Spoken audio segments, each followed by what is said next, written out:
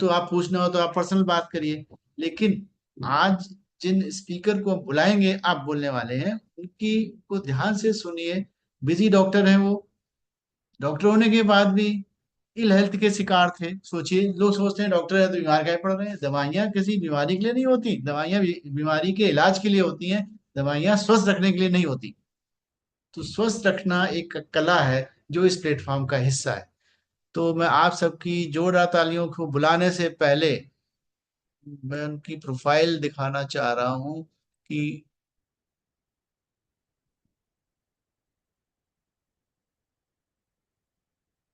Screen दिख रहा है। Yes sir, yes sir, yes sir. Very good. तो आपका गैस,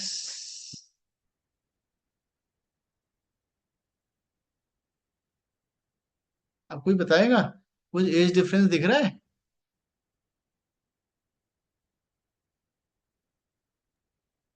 जी सर। हम्म। सर 15 साल।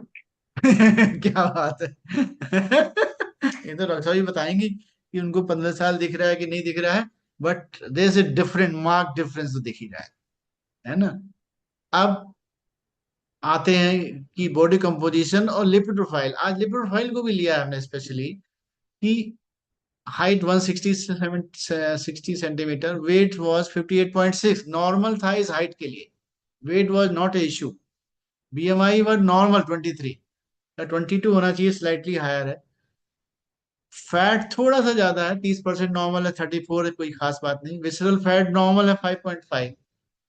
देखिए, मसल मास कम है 23.8, बॉडी एज है 51। शायद एज से ज्यादा रही होगी, अब वो रक्षा बताएंगी ठीक है नहीं देंगे, यदि बताना चाहें तो। बट कुछ समय की जर्नी के बाद क्या हुआ, हाइट तो उतनी की उतनी रहेगी। वेट 55 थोड़ा सा कम हुआ, बीएमआई नॉर्मल हो गई, आरएमआर नॉर्मल, फैट नियर लगभग नॉर्मल हो गया, विसरल फैट थोड़ा कम हो गया, मसल मास बढ़ गया। वेट कम हो गया, मसल मास बढ़ गया, और मजे की बात है उम्र घट गई। कितने लोग चाहते हैं कि उनकी उम्र घट जाए? कितने लोग चाहते हैं? ऐसे हाथ उठाइए। हाँ, वेरी गुड। तो ऐसा यहाँ संभव है। अब कुछ एक नजर लिपिड प्रोफाइल पे। फरवरी 2023 में शायद उन्होंने इसको इस प्लेटफॉर्म को ज्वाइन किया था। कोलेस्ट्रॉल वोट 322, 200 से नीचे रहना चाहिए। एलडीएल लो डेंसिटी लाइपोप्रोटीन 256, 130 से नीचे होना चाहिए। वीएलडीएल 21.8 नॉर्मल, लेस देन 30 ठीक है। HDL 44 normal. Triglyceride 109 normal. अक्सर ट्राइग्लिसराइड ज्यादा मिलते हैं सबको जो कार्बोहाइड्रेट ज्यादा खाते हैं, सिंपल कार्बोहाइड्रेट। और रेशियो बहुत ही खतरनाक थे, 7 हाई रिस्क रेशियो है दोनों, 7.32 और 5.8। नियरली 5 मंथ के बाद डॉक्टर ने रिपीट किया है, इसके बाद का डेटा नहीं है। 5 मंथ का इफेक्ट देखिए, 322 से 202 कोलेस्ट्रॉल आ गया नॉर्मल। एलडीएल 146 कितना कम हो गया, 130 के करीब पहुंच गए नॉर्मल रेंज। वीएलडीएल लगभग उतना ही है, नॉर्मल रेंज में है, चलेगा।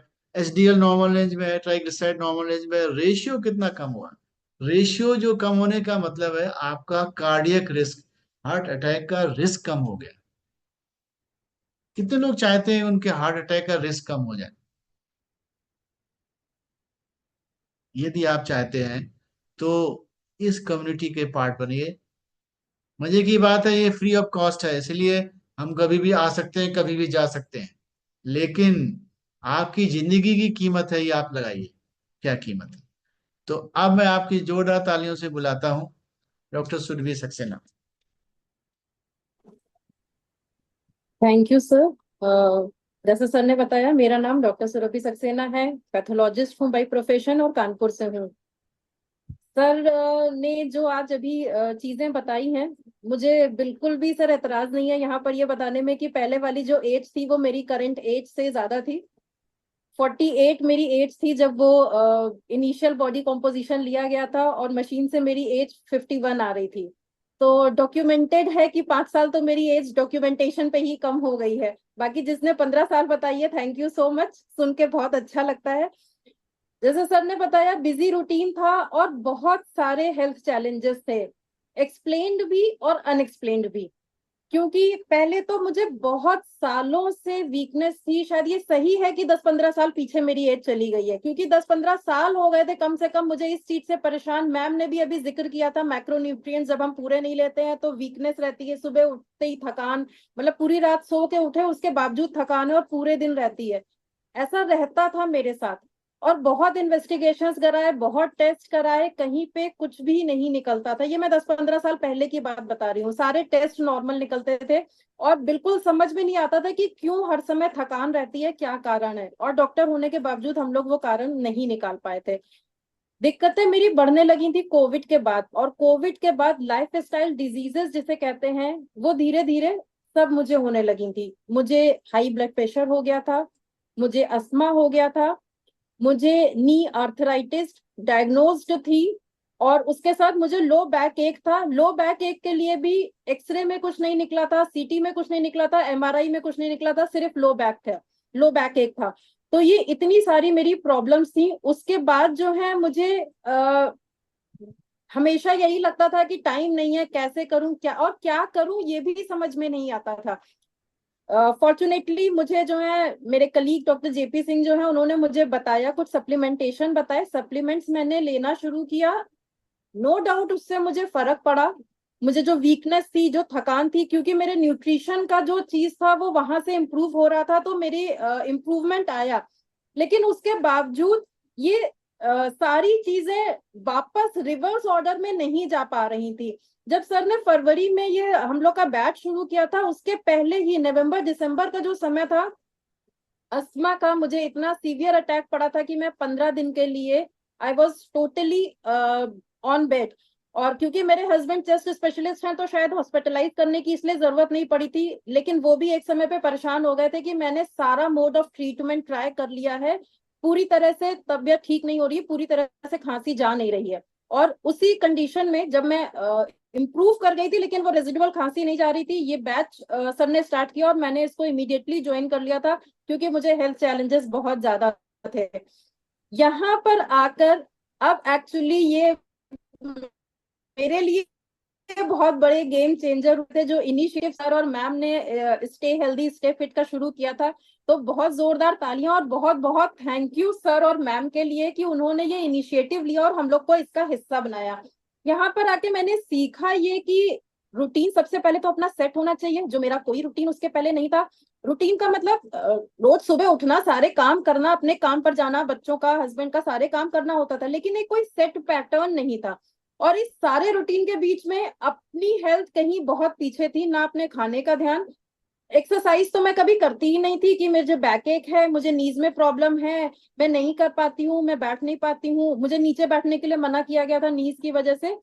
तो ये सारी चीजें जो है बहाने कह लीजिए, या लोगों को लगता है, मुझे भी उस समय पे लगता था कि मेरे लॉजिकल रीजंस हैं। आज समझ में आता है लॉजिकल रीजंस नहीं थे वो सिर्फ एस्केपिज्म होता है कि हमें एक सेट पैटर्न ना फॉलो करना पड़े, या हेल्दी लाइफ स्टाइल शायद थोड़ी सी मुश्किल लगती है।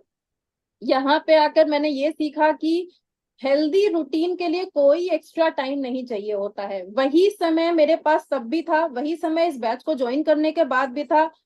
सारी चीजें बदल गई। आज की डेट में मैं सुबह 5 बजे उठ जाती हूँ और रात में 10 बजे मुझे लगता है कि अब मुझे बेड चाहिए, और 10:30 बजे तक मैं हर हालत में सो जाती हूँ।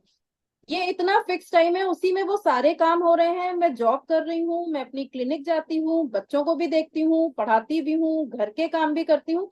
इसके साथ साथ अब मैं एक्सरसाइज भी करती हूँ, मैं वॉक पे भी जाती हूँ।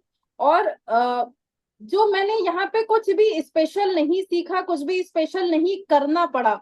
खाने की चीजें पहले लगता था मैं कैसे बनाऊंगी ये सब, अरे बहुत वो लगता है अपने लिए, कौन अलग से बनाता है। यहाँ पे आके सीखा है, जैसे मैम ने बताया इतनी सारी रेसिपीज, और वो सब ज्यादा इजी है। अब खाना बनाना ज्यादा आसान हो गया है, ज्यादा वैरायटीज अब हम लोग को बनाने को मिलती हैं, और वो कम समय में और इजी तरीके से वो सारा खाना मिल जाता है। तो इनफैक्ट काम आसान हो गया है। वो एक्सरसाइजेस जो मुझे लगता था मैं कभी नहीं कर सकती हूँ, यहाँ पे रह के मैंने धीरे धीरे स्टेप वाइज वो एक्सरसाइजेस सीखी, यहीं पे सीखी। मैंने कभी कोई जिम नहीं ज्वाइन किया, मैंने कोई ट्रेनर नहीं कभी हायर किया है, ना योगा ना जिम ट्रेनर कभी नहीं हायर किया है। मैंने A to Z सारी एक्सरसाइजेस इसी प्लेटफॉर्म पे सीखी हैं, और आज मैं ठीक ठाक एक्सरसाइजेस कर लेती हूँ। एक ठीक ठाक स्टेमिना बिल्ड कर पाई हूँ, मैं अपना स्ट्रेंथ बिल्ड कर पाई हूँ। नतीजा जो है वो ये है कि आज मेरा ब्लड प्रेशर पूरी तरह से कंट्रोल में रहता है। मुझे नहीं याद पिछली बार मेरा ब्लड प्रेशर कब शूट किया था। अस्थमा मेरा पूरी तरह से कंट्रोल में है, मेरे इनहेलर्स बंद हो गए हैं, मैं नहीं लेती हूँ। हाँ, उसके लिए मैं प्राणायाम वगैरह मैं रेगुलरली करती रहती हूँ।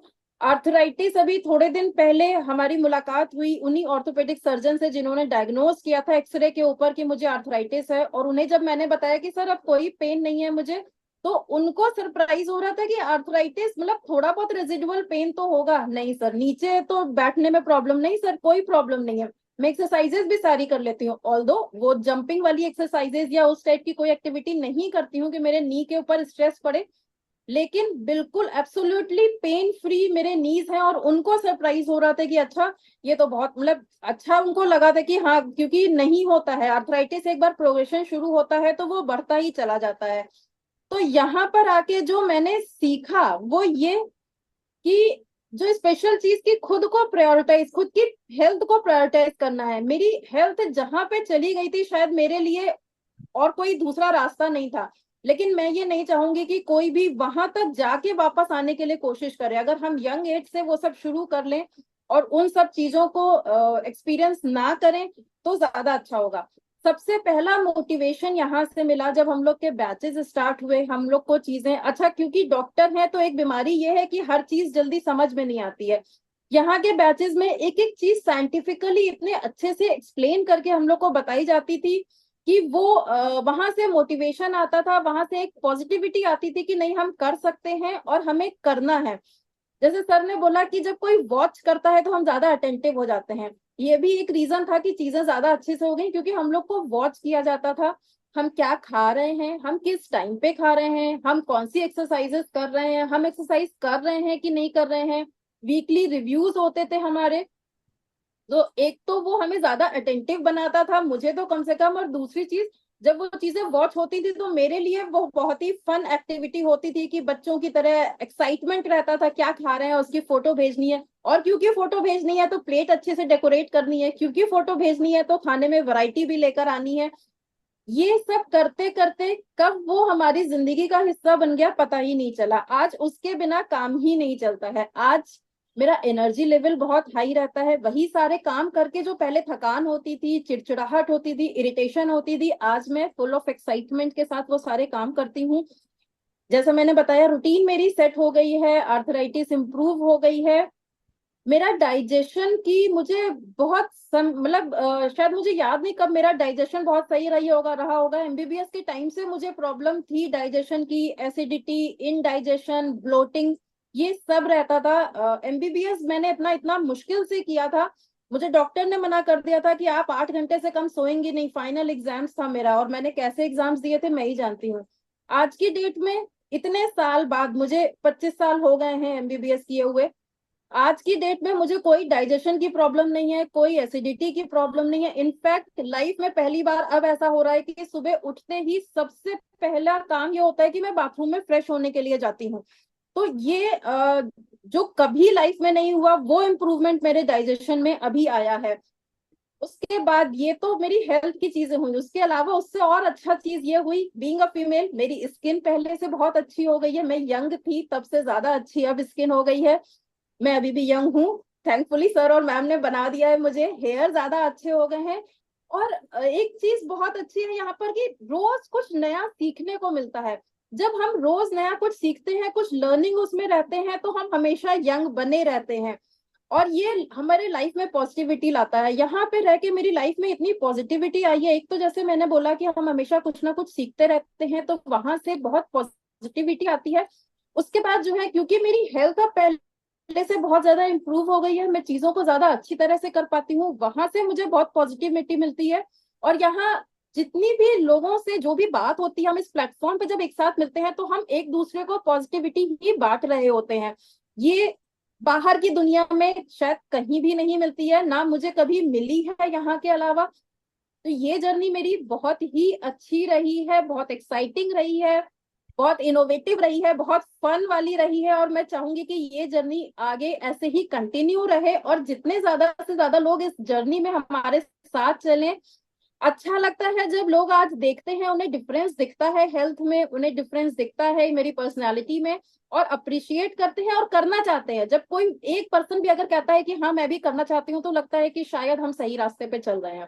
Thank you. Back to sir and ma'am.